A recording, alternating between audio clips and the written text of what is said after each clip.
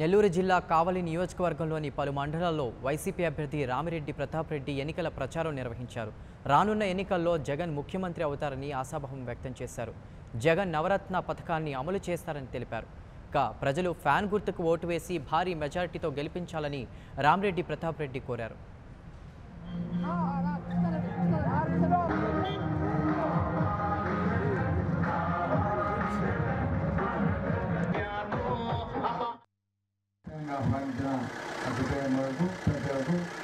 అందరూ కూడా ధన్యవాదాలు తెలియజేస్తున్నాను. అమోఘమైన ఓటుని ఇద్దరికి ఫ్యాన్ గుర్తు మీద వేసి గెలిపించాలని మీ అందరూ కూడా చేతి ఎత్తి నమస్కరిస్తున్నాను. ఎంత ఆశీర్వాదాలతో జగనన్న ఈ రాష్ట్రానికి ముఖ్యమంత్రి అవుతాడు. తప్పకుండా మీ సమస్యలు తీర్చేదానికి ఎప్పుడు కూడా ముందుంటామని, తప్పకుండా ఈరోజు జగన్మోహన్ రెడ్డి గారు మనకి నవరత్న పథకాలు ఇవ్వబోతున్నాడు.